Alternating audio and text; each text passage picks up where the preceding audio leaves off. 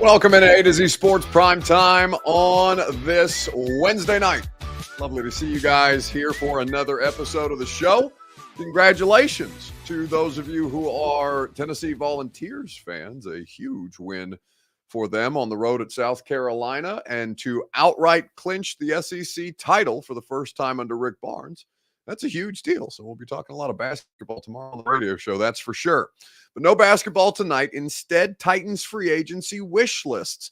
We have the free agency table now set, essentially, with the franchise tag deadline passing yesterday. So we will work our way through the players that I most want the Titans to pursue in free agency, and we'll see how you guys feel about that particular wish list. We'll talk about the player that you would be most willing to spend on in free agency. It can be a part of your wish list. It can be an individual. It can be a position group. It's whatever your little heart desires. That's all well and good. But we will certainly work our way through before we do rising and falling, and that will be a great time had by all. Before we get started, need you guys to share the broadcast around wherever you're hanging out with us on Facebook, YouTube, Twitter, and Twitch. I'm always grateful when you share this show. If you are on Twitter, please retweet in the bottom right-hand corner of your screen. If it's Facebook Live, where you choose to consume us, you can share now to public. That's in the bottom left. And if you're on YouTube or Twitch, please subscribe to the channel. I see James Strickland. I see Amar. I see Stephen King on YouTube. Like the video. Subscribe to the channel if you haven't done so already. If you haven't done so already, what the hell are you doing? You're 5 years behind subscribing to the channel, but it's never too late. That's okay. You can hit that little subscribe button and be better for it. Let's go ahead and get this thing started. Welcome into A to Z Sports Prime Time on this Wednesday night from the Zen Sports Studios. I'm your host, Buck Rising. I'm proud, as always, to be presented to you by the great people at Zen Sports. Zen Sports is your place to wager on college basketball.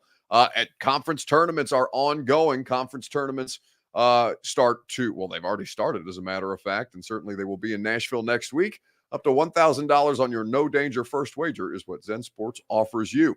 And TrueMav Fitness in the Gulch. You know it's my favorite place to work out, at TrueMav Fitness. In fact, I'll be there tomorrow morning at 7:45. So if you want to get an early morning workout in, you can get your first workout free with me, as a matter of fact, at TrueMav Fitness. Looking forward to catching up with my guy, Worth Campbell. Huge Titans fan and the best personal trainer around. TrueMavFitness.com for more information. Looking at what we have here with the Tennessee Titans and the free agency wish list that I have compiled.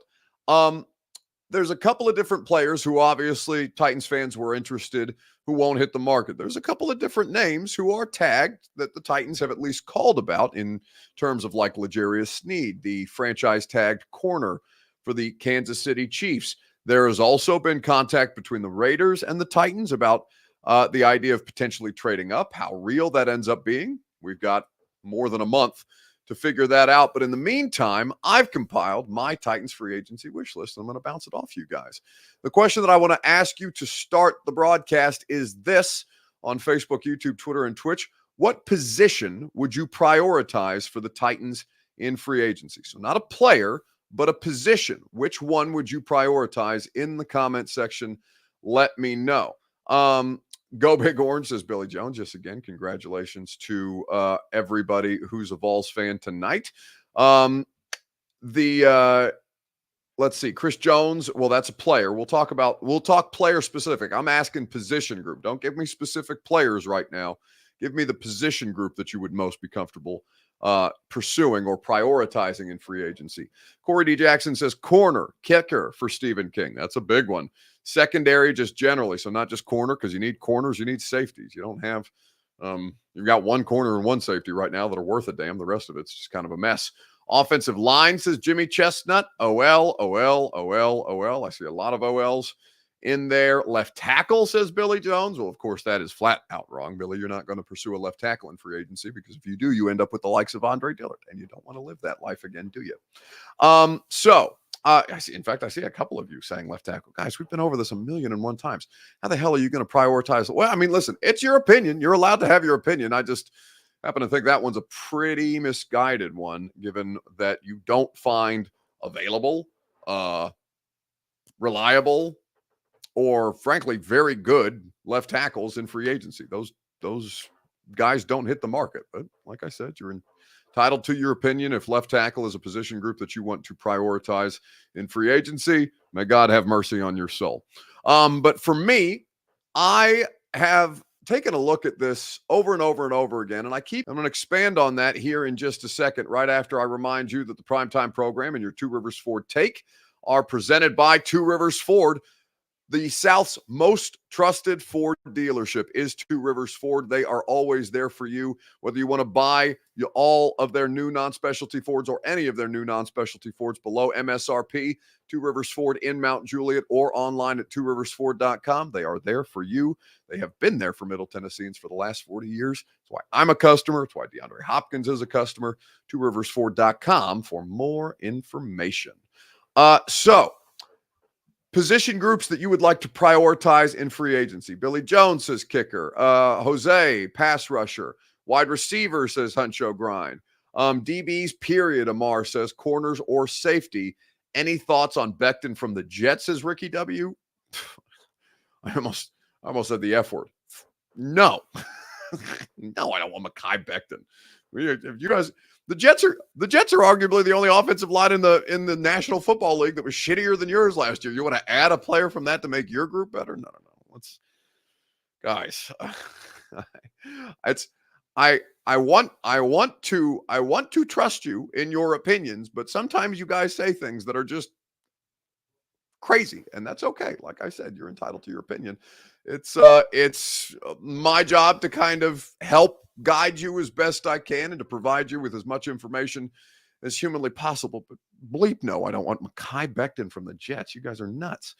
So the position, though, that I would prioritize in free agency is the offensive line, but not the left tackle. The player that I want to prioritize or the position group that I want to prioritize in free agency is the center. Now, we have the video of Jason Kelce retiring. He's obviously not going to be a free agent, but the veteran center market is a fascinating one. And I'm going to expand on this here in just a second, but here is a clip of the Buffalo Bills, who are currently tearing down their roster because their salary cap is a mess, and they're still not out of the red right now, even with all the different transactions they made today. Mitch Morse is their veteran center that they've released. I'm not saying that I want Mitch Morse, but if you're asking me what position group I would absolutely prioritize in free agency, interior offensive line, center, and guards, this is a pretty good free agent class. The Buffalo Bills were over the cap by a lot, by tens of millions of dollars, about $40 million, a little more over the cap. Still working to get there, but they had to make the kind of painful decisions that very good teams with a lot of high-priced good players have to make eventually. If you want to keep this going, if you want to remain in the playoffs, you want to do it with a quarterback that's getting paid a lot of money, you got to make some tough choices and cut some respected veterans. We'll start with a player who was not cut, though. Von Miller, sources say, has redone his deal. Took his base salary of around $17.145 million, took it down to about $8.5 million fully guaranteed. So he gave up about $2 million of guaranteed money with incentives, does have the chance to make up to $20 million. But the fact that Von Miller took his salary all the way down, just show you, one, the realities of what the Bills had to do, two, where Von Miller is in his career. Meanwhile, some of the players who did get released, Tre'Davious White, the former star cornerback for the Buffalo Bills, he saved $10.2 million against the cap, but only after June 1st, a post-June 1 release for Tre'Davious White. Jordan Poyer, the former starting safety for the Buffalo Bills, $7.5 million salary cap number. Another respected veteran in this locker room who has been informed of his release. And then Mitch Morse, who has been the starting center for the last several years, due $8.5 million in salary this year. He also has been released. Now, Connor McGovern was a guard. He is going to move to center, but a tough day, but a necessary day for the Buffalo Bills. So that's Ian Rappaport of the NFL Network detailing the amount of different moves that the Bills have had to make and are still in the red in the salary cap. Mitch Morse, the veteran center, among them, but hardly the last cut that they will continue to make. You've got a variety of different players who are out there, and just kind of peeling through the interior offensive line class, because there are quite a few that I think make a lot of sense for the Titans to add. In particular, as you look at the interior offensive line, Michael Wenu, who we talked about yesterday, he's played guard and tackle. Robert Hunt of the Miami Dolphins, he is a guard primarily. Lloyd Cushenberry, the Broncos center, is an interesting player in all of this. Mitch Morse has now been added to that list. Connor Williams, Jonah Jackson, Kevin Zeitler. Veteran centers and veteran interior offensive linemen are the priorities here. Because the worst thing that I think you can do, not the worst thing that I think you can do for Will Levis, it's not the worst thing, but I don't want Will Levis having to worry about a rookie center, right? I want Will Levis to be helped by a veteran center who can continue to help him work through what it is the rigors of the NFL present, right? Where he's not having to set protections on top of diagnosing defenses, on top of getting wide receivers in the new spot, on top of learning a new offense. I'm going to sneeze at some point here. I can feel it coming on. The worst thing that could happen is if this sneeze just sits here at the top of my nose, which would be unfortunate because I can just feel it burning. It's unpleasant. But as I look at it, it just makes so much more sense to have a veteran, trusted, reliable center to help bring this young quarterback along. Now, at some point, sure, you're going to have to draft a center, and Ben Jones has bailed you out for many, many years. Rishi says, Buck allergic to the bullshit. Yeah, perpetually. And there is some bullshit in the comment section. Absolutely. Like Ricky W., who's bitching and moaning because I made fun of his ridiculous idea to pursue Mekhi Becton, potentially, but killing me because I asked about a player mentioned on the station he works for, and the jackass Buck told us Mariota was great for 4 years. Well, of course I didn't say that, Ricky, because I wasn't, that's just factually inaccurate. So if you would like to act like a jackass and lash out like a child and be petulant in the comment section and boo-hoo cry about the idea that you want possibly the worst, possibly an addition from the worst offensive line in the sport last year that they're having to try and figure out, and that whole coaching staff and front office are working for their jobs next year. It is one of the most ridiculous things that you can do to further look like a jackass yourself by being petulant in the comment section, because not a single solitary soul is going to agree with you, because you know what? They also think it's a jackass position to be interested in Mekhi Becton. It furthers the situation that you're obviously not paying attention to what the offensive line situation is currently like that in the league, that, or you're just completely oblivious to what your problems as an offensive line group is. It's okay, Ricky. That's why we're here for you. You're going to watch the tape. You're going to improve theoretically, or you could not and continue to be a petulant child in the comment section for us all to make fun of. But that's okay. It's choose your own adventure around here, bud. That's why we love the primetime show. So as we continue to look at the various different teams that the various different free agent options that are available out there. Now, potentially you could trade for tackles that are available. Tackles that are available are not worth giving up draft capital for. It would be completely foolish to continue to pursue cast-offs the way that you did. Have you not learned your lesson as far as cast-offs go by paying Andre Dillard $29 million last year? That is why I want nothing to do with tackles on the free agent market, left tackles on the free agent market specifically. Owenu is an interesting one because he plays both guard and right tackle. But certainly I would want, if I'm the Titans, if I'm a Titans fan, if I'm Rand Carthon, I want to draft a left tackle that I'm not going to have to worry about for the next 10 years, 8 to 10 years, right? Be done with it. What Lawan was supposed to be or potentially be, and you can move on with the rest of your football team, because that's a foundational cornerstone piece. And I think that when you look at all of the different ways to address it, the best players are not going to be put up for trade. The best players are not going to be put up for or allowed to walk into free agency. And I just don't understand why anybody would continue to try and piecemeal together one of the most important positions, one of the most premium positions in the NFL right now. So for me, priority-wise, it would be a veteran center. I think there's a variety of different players that I would also like. So I don't have a particular center. Cushenberry is interesting to me. I'd be curious to see what his market value is, and we'll start to get those details here in the next couple of weeks. I would be interested in Gardner Minshew as a backup quarterback. I would certainly be interested in Calvin Ridley, who we'll talk about here in just a little bit. Running back-wise, in a perfect world, I would like to see Derrick Henry come back. Somebody asked me today a question on the A to Z Sports Instagram Q&A that we do about the Titans. What had a better percentage chance of happening? Derrick Henry returning to the Titans or AJ Brown staying off social media? And honestly, the answer is probably AJ, because Derrick is at peace with this. He gave his goodbye speech. He's, down in Dallas right now. He's currently working out. He has no idea where he's going to end up. When I checked in on it yesterday, still kind of out there nebulously awaiting offers and awaiting how much different the running back free agent class could look, and has now definitely taken that pivot now that Saquon Barkley isn't going to be tagged and Josh Jacobs is obviously going to be out there, and you continue to see guys who are going to populate that free agent running back list. It's a fascinating list. Derrick Henry would be my preference, but I completely understand why Derrick, one, wouldn't want to come back here.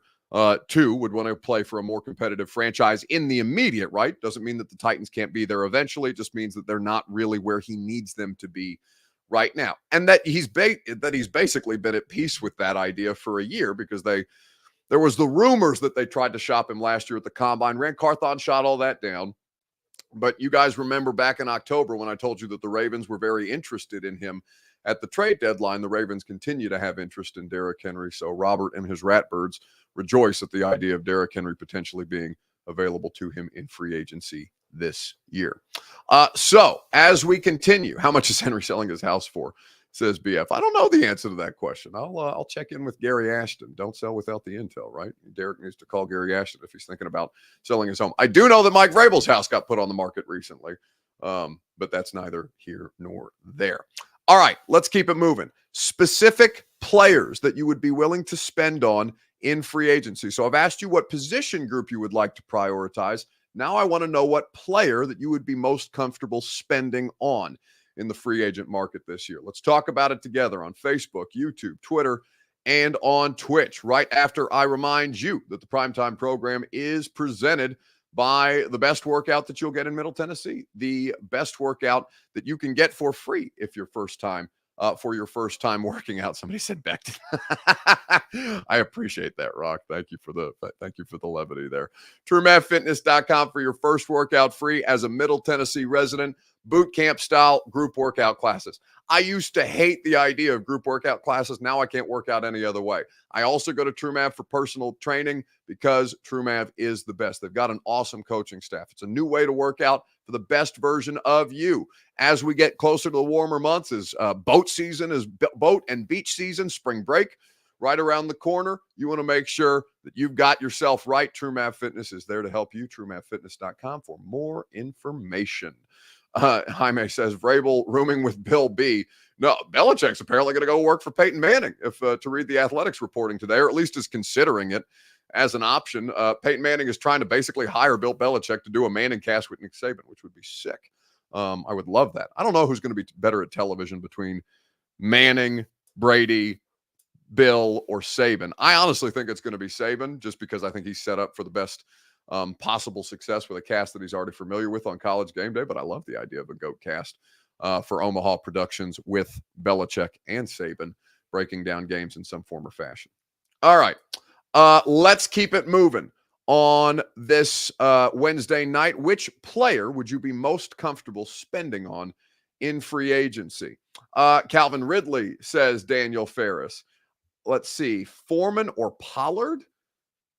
No. Well, like I said, this is your opinion. So, Chris, you're welcome to spend on Deontay Foreman or Tony Pollard, but I don't really think that you need to be spending. Nobody's going to be really spending on running backs this year. So I guess it's a matter of what the running back costs.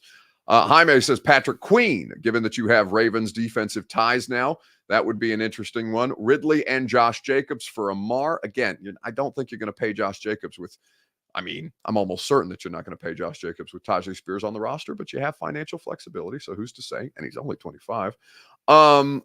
Sneed says Stephen Burleson on Facebook Live. Well, L'Jarius Sneed is an interesting one. He's tagged, but the Chiefs have given him permission to pursue a trade. So on the one hand, they could keep their top corner. On the other, they may be able to get a Godfather offer because corner is obviously a premium position. Now, my kind of And I don't think that it's an end-all be-all policy, but I'm much less inclined to spend money on corners than I am on a wide receiver, for example. I think the shelf life for a corner is much shorter.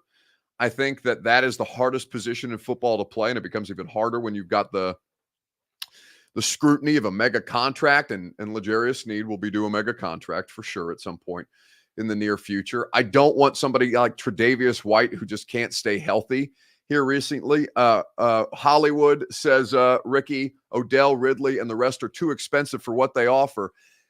It's an interesting discussion, right? Because Hollywood Brown is probably going to make north on an average annual basis. Doesn't mean that his cap hit's going to be $20 million next year, but on an average annual basis, he's probably going to make $20 million. I don't think Odell at 31 is going to be in that ballpark. I would think that he may get a deal closer to the one, for example, that DeAndre Hopkins signed with the Titans, which was, let me look at Hop's deal last year just out of curiosity on Spot Track and see what we have there, because I know it was a 2-year deal. I know that it was backloaded in a way that made a lot of sense for the Titans at the time, given their cap situation last year. But DeAndre Hopkins on his 2-year deal signed for, according to SpotTrack.com, 2 years, 26. So an average salary of $13 million. If you could get OBJ, OBJ obviously didn't make that last year with Baltimore, and it's not like he acquitted himself much more, but you're probably talking about that kind of a deal in the marketplace for OBJ. I would think, given that he, and Bert, you can nod your head or shake your head in agreement or disagreement if you want, but he largely stayed healthy last year. I know he wasn't the most productive, but he was a solid role player, and that's not something that you have right now. You've got your number one wide receiver in Hopkins, and you don't really have anything else. I said this on the radio show today. I consider Burks and Phillips to be complete non-factors until such time as they prove otherwise. I just don't want to have to continue to talk about guys who don't do anything of meaning for this franchise. Now, I do think that, should they get an opportunity with a new coaching staff and that their health, that their bodies don't betray them the way that they have in the past couple of seasons, then we can have a discussion about it. But I'm good with adding 2 wide receivers and getting Burks and Phillips off the field as much as humanly possible, given that they don't contribute anything meaningful since they've arrived here in the 2022 draft. But that's neither here nor there. Stephen Smith says he'd be willing to spend on Calvin Ridley. It is going to be interesting. I like the idea of Calvin Ridley, even though the price, he's going to get paid at the top of the market, right? He's the best available wide receiver on the market. He's 29 years old. He's coming off a really good season with Jacksonville. He's not perfect by any stretch of the imagination, but I think there's reason to believe that he could continue to improve as he continues his return to football. Now, his best years, his prime years are behind him, obviously, which is something that you have to keep in mind. But say you do a 3-year deal with Calvin Ridley. You have Hopkins on an expiring contract, so you have to kind of create some level of consistency beyond just a ton of rookie wide receivers. Now, you could do what Green Bay has done and put together the youngest wide receiver core and hope that they grow with your quarterback, this, that, and the other. But there are definitely some speed bumps to that, yeah? I think that when you look at all the different options out on the table, Ridley makes a lot of sense because of Hopkins' expiring deal, because you would have an immediately better offense with 2 veteran options in 2024 with Hopkins and Ridley on the outside. You could add a draft pick, whether that's at 7, whether that's in the 2nd round or 3rd. Well, you don't have a 3rd round pick, whether that's on day 2 or day 3 of the draft, to supplement that wide receiver core further and get players who fit more of the profile for Brian Callahan's offense than Treylon Burks or Kyle Phillips might. Now, again, if Kyle Phillips or Treylon Burks do anything of meaning in 2024, I'm absolutely open to the idea of considering them viable, because they're still young players, and I don't think that people should just completely discount them because their body, largely because they can't stay healthy, right? That's the biggest thing with the 2 of them.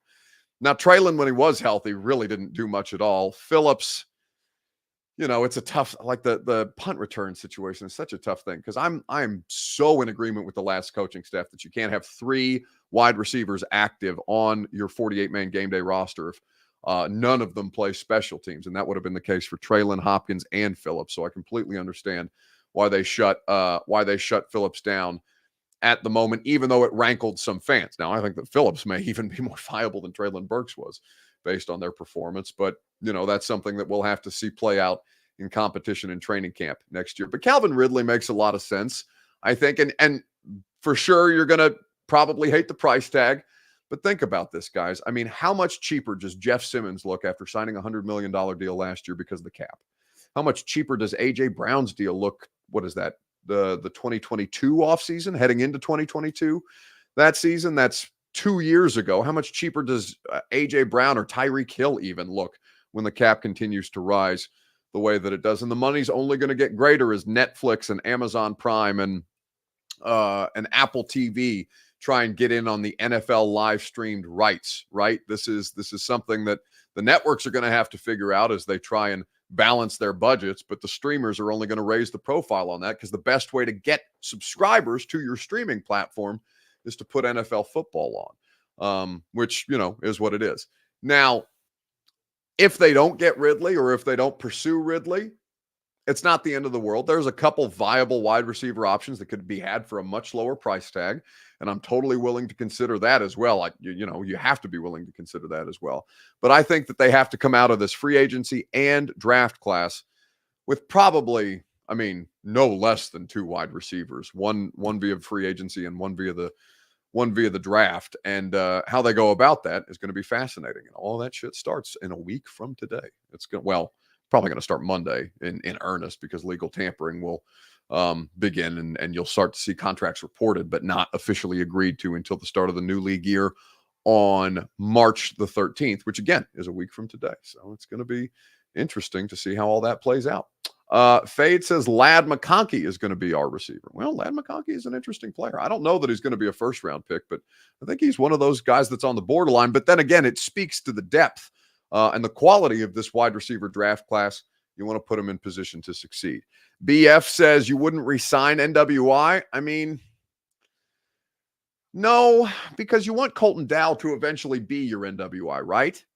I don't think that for NWI, he was a cost-effective, reliable option. He was the second most reliable wide receiver on the team, and at times the most reliable wide receiver on the team in the past couple of years. But you don't want to have to spend money on that kind of a player when you think you have somebody like Colton Dow or, Kyrus Jackson, I suppose, has special teams value. We'll see what happens there.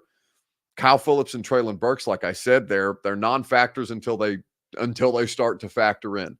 And it doesn't mean that they can't. It doesn't mean that they won't, but it just means that they have not to date. So I'm probably good on the Nick Westbrook-Akina experience, even though NWI was a solid special teams player, a much improved wide receiver. You want to try and upgrade that position as much as humanly possible. So we'll see what happens with Mason Kinsey is technically still under contract here. I know a lot of stuff and meaning all respect to Mason, because to his credit, I think he's coming up on 4 years in the NFL, or this will either be his 4th or maybe even his 5th NFL season as a D3 wide receiver out of Berry College. So to his credit, the dude has continued to last, continued to work, continued to put himself in positions to stay on the practice squad and get opportunities on the active roster. But obviously, you want a better quality of player than a Mason Kinsey or an NWI or even than a Colton Dow. All right. So let's wrap up with a little bit of rising and falling. Whose stock rose? Whose stock fell this week in sports? Got a really good video courtesy of the NFL for you that we'll play here in just a second, right after I remind you that the Primetime program is made possible by the Ashton Real Estate Group of RE/MAX Advantage. Go to GaryAshton.com. Get your dream address without the stress and the intel edge you need to succeed at GaryAshton.com. The official real estate agent of the Nashville Predators, who had won 8 in a row until I went to the game last night, and they lost. That was a tough one. Anyway, tough way to lose 2 in overtime. I went to the bathroom. They were done by the time I got out of the urinal. It was terrible. 12 seconds into overtime, they lost. Anyway, the Harbaugh brothers continue to be your favorite brothers, as the NFL phrased it. And this video is a great example of why. say that. I said you it. did not I say was the that. one who said it, Dad. Said it. Dad said it. Dad said it. He repeated it. Can't remember what I'm talking about. Yeah, give it to me. Give it to me. There's so many good ones. You got amazing ones.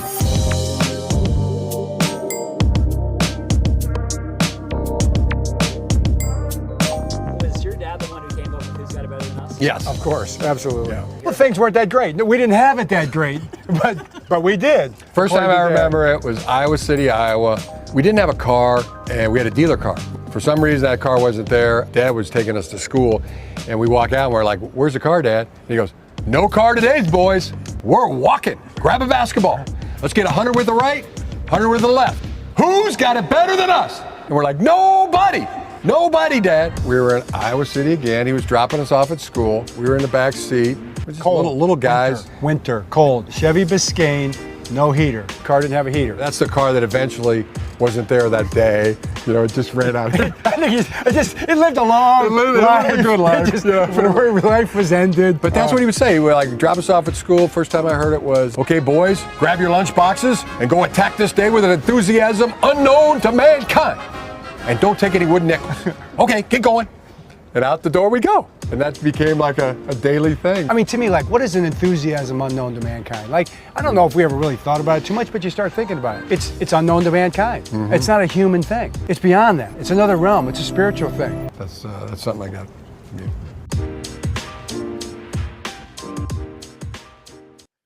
The Chargers continue to have the best social media team in the NFL, I think. And the content that is going to be produced around Jim Harbaugh is going to be laugh out loud funny. That's going to do it for us tonight. Stock down my Indiana Hoosiers. They're keeping Mike Woodson. They're currently playing Minnesota right now on the road. They've won 2 in a row, so we'll see if they can't pull it off. They're up by 5 right now with 1:10 in the first half, but the idea that Mike Woodson is coming back next year makes me very, very sad, which of course makes some of you happy, and that's okay. We appreciate you guys spending your time with us. Radio show is going to be jam-packed, loaded tomorrow. Absolutely. You have Ron Slay, former Vols basketball player and now SEC Network pundit, and of course 3HL. He's on the radio show because the Vols just won the SEC outright regular season title for the first time under Rick Barnes. We're going to have Josh Pate, the future commissioner of college football. We've got Greg Cosell audio for you from the Install podcast that you can get wherever you get your podcasts, and also where you can watch it on the 104.5 The Zone YouTube channel, which if you're subscribed to the A to Z Sports YouTube channel, you should also be subscribed to the Zone's YouTube channel because you can watch the great interviews that we do on the radio show and all of the great clips that are produced by all 4 shows throughout the course of the week and the Install each and every Wednesday, as is the case. If you have not gotten your tickets to the Install live show, listen, guys, I don't just say this to gas it up because it's an event that I host. This is the tickets are going really, really fast for the Install. I'm going to drop the link in the chat for you guys to be able to get your tickets because we have sold. They gave us about 270 tickets to sell for this thing, and we're doing it to support Leukemia and Lymphoma Society. This year, Greg Cosell is flying in from NFL Films headquarters in Philadelphia to break down the Titans free agent and draft class that will be in the books by the time that we do this on May the 3rd. But I'm telling you, we announced this less than a week ago, and we're damn near over 100 tickets already. It's been crazy to see the response for it. So I want to make sure that you guys get as many opportunities as possible to come be a part of the fun. Like I said, we've got about 150 left between the VIP tickets, which include 2 drink tickets, dinner, and priority seating at the event. And then you can get in the door for $25. It's you won't find anything. You won't find anything better if you like Titans draft and free agency analysis with the best analyst, the original NFL analyst, Greg Cosell of NFL Films. So I think that you guys are really going to enjoy that. But I don't just, like I said, I don't just say this because it's an event that I'm hosting.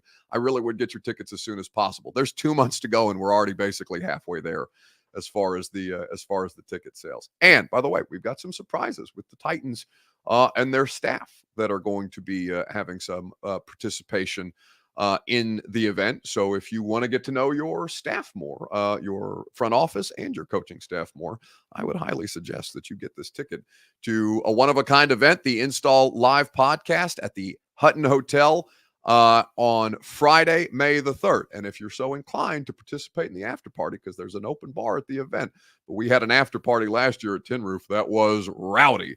Not kid-friendly, the Tin Roof after party, but, you send the kids home after the live show. Is this kid appropriate, says BF? So it is. They'll give if they're under 21, they'll give you a wristband just so they can't go up to the bar and order drinks, right? But yes, you can bring your kids. We had people bring sons and daughters and stuff like that last year, as I recall. So it will be a great time. Stephen King says, do the chip challenge to sell tickets again. I don't have to, baby. You guys are buying them like hotcakes, which we're very, very grateful. Very, very grateful for. Absolutely. But yeah, no, I'm not eating that damn chip again. I don't have to, because the thing is a smashing success. Thank God. We appreciate your guys' support. Have a great rest of your evening. I'll talk to you tomorrow morning at 10 a.m. on 104.5 The Zone. And if not, one more time for the week on Primetime tomorrow. See you guys.